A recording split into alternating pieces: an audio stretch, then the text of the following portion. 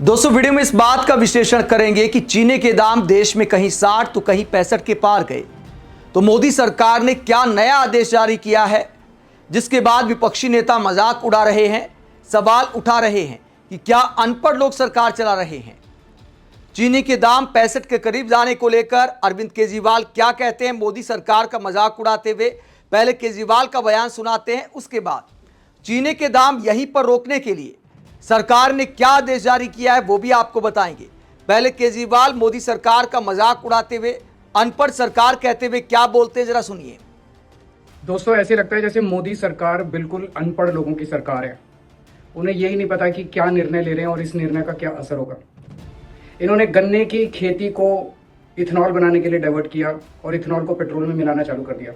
बोले इससे पेट्रोल बचेगा, और पेट्रोल बचेगा तो फॉरेन एक्सचेंज बचेगी, विदेशी मुद्रा बचेगी, जो हम विदेशों से तेल आयात करने के लिए खर्च करते हैं। अब जब गन्ने की खेती को इन्होंने इथेनॉल बनाने के लिए डाइवर्ट किया तो गन्ने की कमी हो गई, चीनी की कमी हो गई देश में। और अब चीनी पिछले 17 दिन में 20 रुपए प्रति किलो चीनी के दाम बढ़ गए, क्योंकि चीनी की देश भर में बहुत किल्लत हो गई है। 17 दिन पहले चीनी की कीमत थी 46 रुपए, अब 65 रुपए किलो चीनी हो गई है। हमारा देश चीनी एक्सपोर्ट किया करता था, अब हमारा देश चीनी इंपोर्ट करने की प्लानिंग कर रहा है।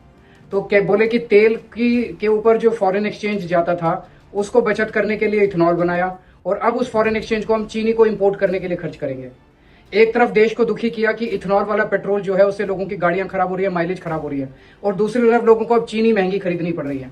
तो ये एक डिसीजन लेते हैं, इनको यही नहीं पता कि इस डिसीजन का क्या असर होने वाला है। जब इन्होंने शुगर केन को, गन्ने को इथेनॉल प्रोडक्शन के लिए डाइवर्ट किया तो इनको सोचना चाहिए था ना भी, इतना गन्ना इथेनॉल के लिए जाएगा तो चीनी कहां से बनेगी, चीनी कहां से आएगी। तो समझ नहीं आता कि मोदी सरकार में सारे के सारे ऊपर से नीचे तक सारे अनपढ़ हैं क्या। इन्होंने अभी तक जितने डिसीजन लिए, इन्होंने नोटबंदी की, पूरे देश में कितने लोग मारे गए और नोटबंदी का कोई फायदा नहीं हुआ। जब कोरोना आया तो लोगों को ऑक्सीजन के सिलेंडर सप्लाई करने की बजाय बोले थाली बजाओ। ऐसे लगता है कि पूरी की पूरी अनपढ़ लोगों की सरकार है, पर कसूर तो अपना है ना। हमने इन अनपढ़ लोगों को वोट देके वहां बिठा दिया, जिनको कोई अकल नहीं है, किसी किस्म का कुछ नहीं चलाना आता इनको सरकार, और दुखी हम लोग हो रहे हैं। तो अरविंद केजरीवाल आरोप लगाते कि सारा खेल इथेनॉल का है। अगर इथेनॉल की ब्लेंडिंग ना करती सरकार तो चीनी महंगी नहीं होती। अनपढ़ों की सरकार कहते हुए मजाक उड़ाते केजरीवाल कि विदेशी मुद्रा बचाने चले थे, अब चीनी इंपोर्ट करने की नौबत आ गई है। अगर चीनी का आयात किया जाएगा तो विदेशी मुद्रा क्या खर्च नहीं होगी। तो केजरीवाल सवाल उठाते हैं, बिल्कुल वाजिब सवाल है। अनपढ़ों की सरकार शब्द का वो इस्तेमाल करते हैं। इससे पहले राहुल गांधी ने भी दिमाग से खाली सरकार शब्द का इस्तेमाल किया था। वही तहसीन पूनावाला क्या आरोप लगाते हैं, शुगर स्कैम का आरोप लगाते हुए तहसीन पूनावाला क्या लॉजिक देते हैं, जरा सुनिए। भाई सुनिए ना, आप शुगर स्कैम के बारे में बोलिए। जो शुगर भारत एक्सपोर्ट करता था, जबरदस्ती गन्ने को एथेनॉल में डाइवर्ट करते, चीनी के दाम बढ़ाकर, एथेनॉल डिस्टिलरीज को, शुगर मिल्स को तो चीनी कम में मिल रही है गन्ना, और अब चीनी को हमें इंपोर्ट करना पड़ रहा है। इस स्कैम के बारे में बात करते हैं, ये बात बहुत दूर तक जाएगी, हम जानते हैं।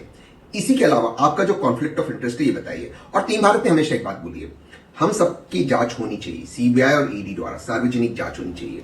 इसके अलावा लाई डिटेक्टर टेस्ट के लिए हम हमेशा तैयार है, वो भी सार्वजनिक लाई डिटेक्टर टेस्ट सारे देश की जनता के सामने। अब आप बताइए नितिन गडकरी जी, आपके बेटों में ऐसा क्या टैलेंट है कि वो करोड़पति है।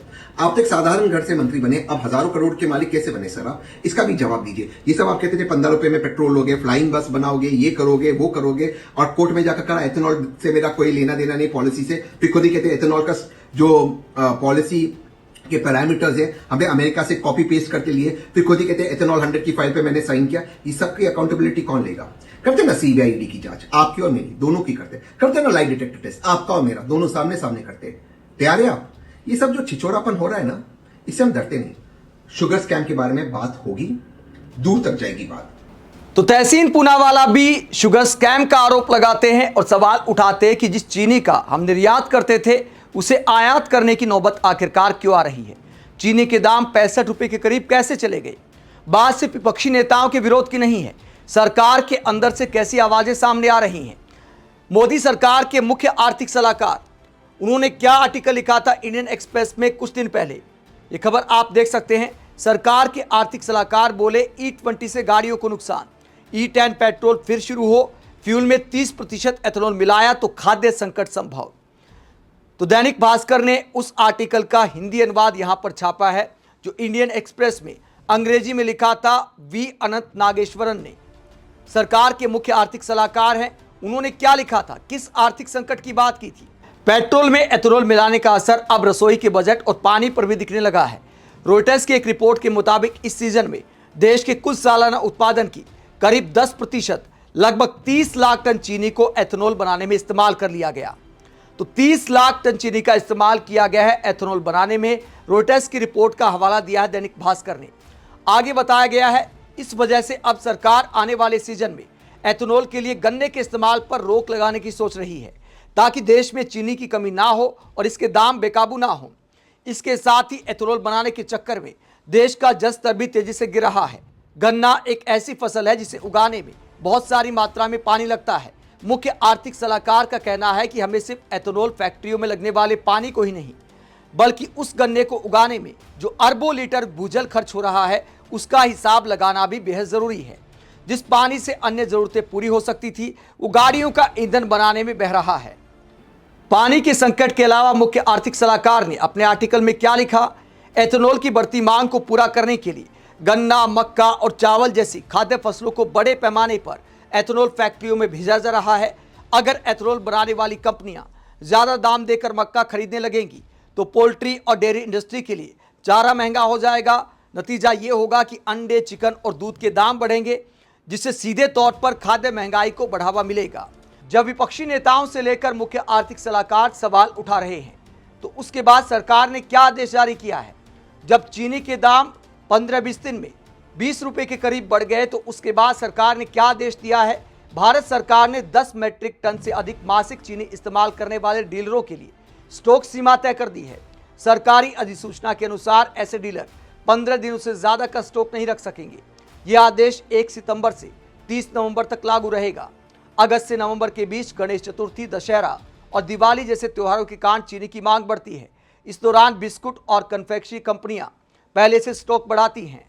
तो मोदी सरकार के मुख्य आर्थिक सलाहकार खाद्य संकट की चेतावनी दे रहे हैं और ये कहते हैं कि फिलहाल E20 पर टिके रहें, यही बहुत बड़ी बात है। ये कहा जाता कि E30 की ओर जाना है, E50 की ओर जाना है, E85 की ओर जाना है, तो उस तरफ जाने से पहले सारी बातों पर सोच विचार कर लेना चाहिए। ये सरकार के मुख्य आर्थिक सलाहकार चेतावनी दे रहे हैं, अखबारों में आर्टिकल लिख रहे हैं।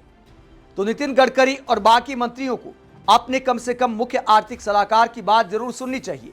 आज चीनी के दाम बढ़ना एक गंभीर इशारा करता है कि अगर बाकी चीज़ों के भी दाम बढ़ जाएंगे, कल को चावल के दाम में इजाफा हो गया, मक्का के दाम में इजाफा हो गया, तो बहुत सारी चीज़ें इससे प्रभावित हो सकती हैं। आप इस पूरे मसले को लेकर क्या सोचते हैं, कमेंट बॉक्स में अपनी राय जरूर दें। साथ ही चैनल को सब्सक्राइब भी करें। नमस्कार।